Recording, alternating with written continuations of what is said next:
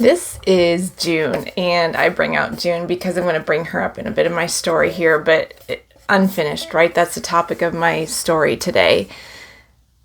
There's a lot of things in my life that I feel are unfinished, and maybe you can relate to that, but I'm going to go back again to a story that I've shared before, and the reason I bring it up is because it relates to the current day. Okay, so there was a time when we've talked about I've had possible strokes, right? I had several different doctors think that I was having strokes, and I now believe I was actually shutting down due to trauma and abuse in my life. And my body was just saying, I've had enough. And during those times when I used to be on Instagram and more active on Facebook before I got hacked and lost my 100,000 followers, I would post on there, different things that was going on. And one of my biggest ways of therapy for me is music, whether it's singing, dancing. I love to do it all, playing instruments, and always kind of felt I missed my calling in some ways. But one specific instance, I'm really wanting to give a shout out to somebody and a few people that made an impact in my life for the better. And one of them, here's what happened. I had posted that, let me back up. Early in the mornings, I get up, sometimes it used to be 3 a.m, and I would work straight till 7 so that I could be ready to homeschool my kids when they got up. But I would be online working, whether I'm editing photos and whatnot, sometimes finishing up projects. But I just would be up, and when I was going through those times when they didn't know what was going on with me, I had cardiac tests, I had all different scans, and I was waiting on an MRI. And I've never had an MRI before. And during this time, I did have what I currently have again, is the bilateral vertigo. And I was afraid to drive. I wouldn't let myself drive anywhere with my children in tow because I was afraid that what if I had another stroke while I was driving. And the strokes were where my eyes would black out and I would get extremely dizzy. And anyway, so I would just be trying to totally praise and worship. And often during this time, particularly the moon was very bright and high because it was winter here. And I would see that moon and I would just be like, God is there, God's watching. And I would listen to music so strong and hard and be singing and trying to really focus and worship on the positives in my life. And one of them being was I'm still here, there's still answers to come, and I need to just keep working. One song in particular, amongst many, honestly, was the song Unfinished by Mandisa. Now, maybe many of you realize that it's just about a year ago, a little over a year, Mandisa passed away due to just health condition issues, and she's my age when she passed, 48 years old. But that sweet soul did a really wonderful thing for me when I posted on Instagram. Mind you, I'm not a groupie or an avid follower in any way. I just loved her music and knew a bit about her story, that she dealt heavily with depression. And I had been waiting to find out, this MRI, get the MRI done and find out, but tagged her in a post that her song Overcomer meant a lot to me. And she reached out to me privately through messaging, not only telling me, that God's going to see me through this. She prayed over me. And the reason that's so impactful is not because she has a following and is a star.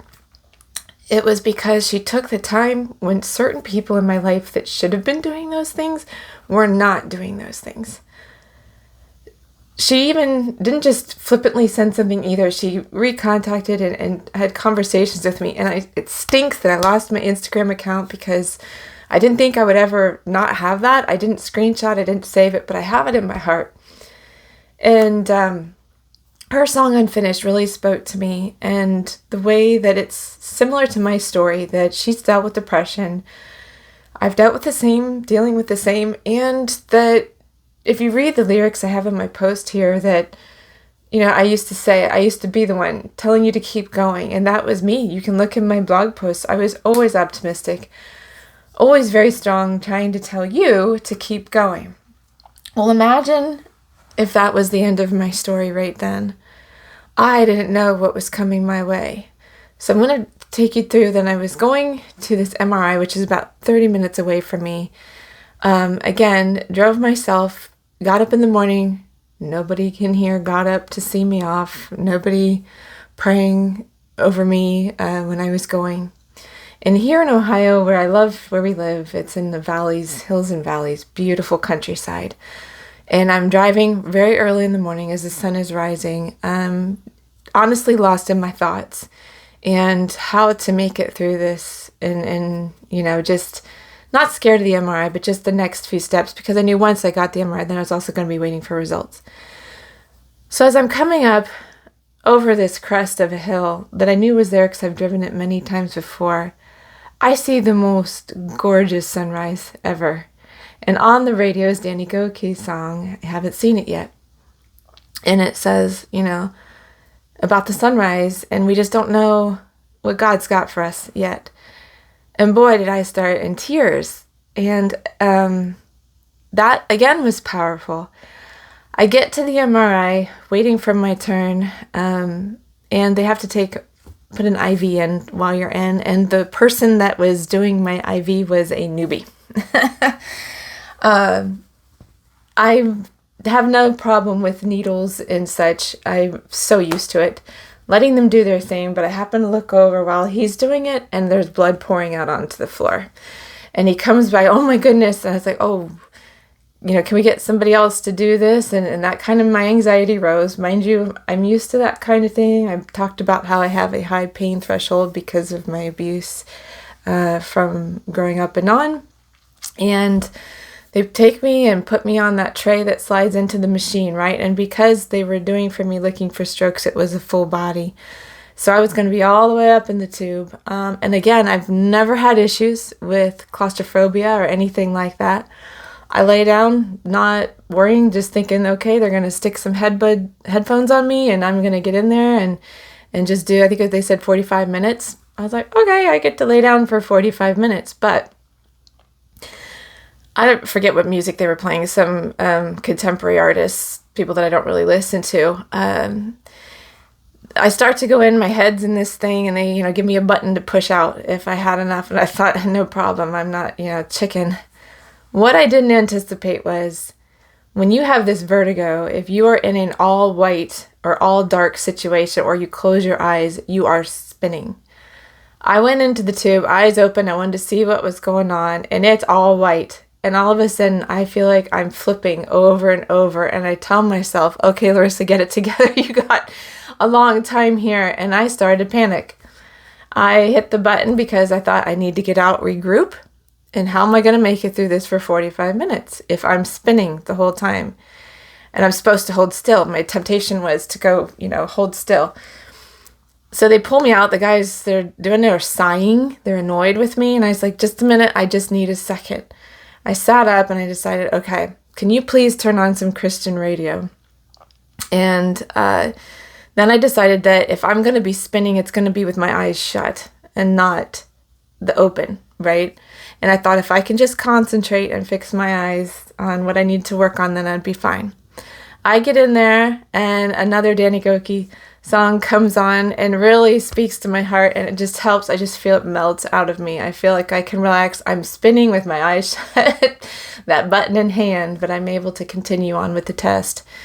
Long story short, it showed nothing wrong with me, and they really did never find any answers for my issues, but I did have a pretty severe vitamin D deficiency, which, all those things, those minerals can add up. And that was only because I actually found a neuro doctor who actually listened to me and believed there was something going on. And I say she because she was the only one, and she was the only female that I ran into that actually listened to what I had to say and didn't just blow me off. And then eventually my vertigo did go away. But now is back with a vengeance. And yeah. So during those times with the MRI, waiting for the results, I thought it was interesting because this was just before the pandemic, because when I was in the waiting room, they started, while I was there, inserting kiosks so that you wouldn't have to touch anything or interact with people. And I was like, what is this about? This is odd, It shows my age. But yeah, boy, did the world blow up after that. And I actually got that all done right at the right time. And I also had posted on Instagram thanking Danny Gokey for his ministry and his service and with the songs that ministered to my heart for that time. And he too reached out to me privately, asked questions, yes, I know they might have social media people, but I really don't believe that was the case in this time. And what a blessing it is that these people, sing the word, but they're actually showing it from behind the scenes, not just talking the talk, but walking the walk. So fast forward to today, I just feel that, almost forgot, June. All right. After the MRI and my clear diagnosis, and I start to say to myself, life is short, and what do you want to do? And I know I'm getting emotional, but doggone, this is heavy stuff. I decided I had always wanted to learn how to play the violin. I already play piano and had plucked around with guitars. And I thought, I want to go to a stringed instrument, but I don't have a lot of time. I don't have money for lessons. So I thought I'll pick a 4-stringed instrument. I treated myself to a Fender soprano ukulele and decided to teach myself. And right after that, I would spend 20 minutes a day just in sort of music therapy, letting myself be, letting myself go. And am I perfect at this? No. I know a handful of songs and can play, I think, decent considering nobody's taught me. What I was playing there was Obla Blah Da from the Beatles, and a song that I love to sing to, and my kids love to play. But I teach them piano, and I've taught them, some of them, how to play the ukulele as well. But also what I've taught is I'm not going to stop learning until the day I die. There is so much to life that's unfinished yet. I don't know if tomorrow is my last day, today. I do know that God's doing a mighty work in my life, bringing me out of the wilderness. And there are times that, I think, wow, I hear the song Unfinished again with Mandisa, right? And I'm like, she wanted so much to understand certain things in her life and didn't understand why things happened to her, and left this world early. In some ways, is jealous of her that she has a song about meeting Jesus. I'm blank on the title at the moment, but she's getting to do that, and that's glorious. So huge thank you to people who take the time to reach out and touch others. God bless Mandisa's family. And just that I want to encourage you. I'm not at a good spot, and yet I still know God's doing a good work. You could ask me this morning what I thought, and I would have probably had a whole lot more negative spin for you because I wasn't feeling great emotionally. I'm also going through different things in my life, whether it's hormones or wondering what my future holds, and it's just a whole lot of unfinished business. Just know that you're not alone. And if you're feeling like this is it for you, I don't know if it's you say I'm too old or things can't change. God's not done. If you're living and breathing, in my head, see, I'm thinking, I'm telling you this, but do I believe it? I do.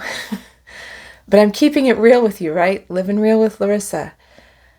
I do believe it, but I'm going to have days where it stinks really bad. And I'm tired. I'm tired of being alone. I'm tired of, and when I say alone, I've just had to cut out a lot of people in my life that I wouldn't say I was trauma bonded to all of them, but definitely had things going on that I needed to fix me. And I'm taking ownership of what I need to do. So I'm not finished. And if you're still walking and breathing and talking, you're not finished. Day's not done. There are still things that can be done. So this is an encouragement for maybe there's something you're supposed to be doing or should be doing that you're not doing, or maybe you need to not be doing. I learned that myself. Maybe you need to draw back in, and maybe you need to settle in to yourself and understand yourself better. may you ever be learning and growing.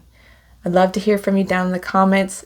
Don't forget to sign up for my free email newsletter, No Strings Attached. Until next time.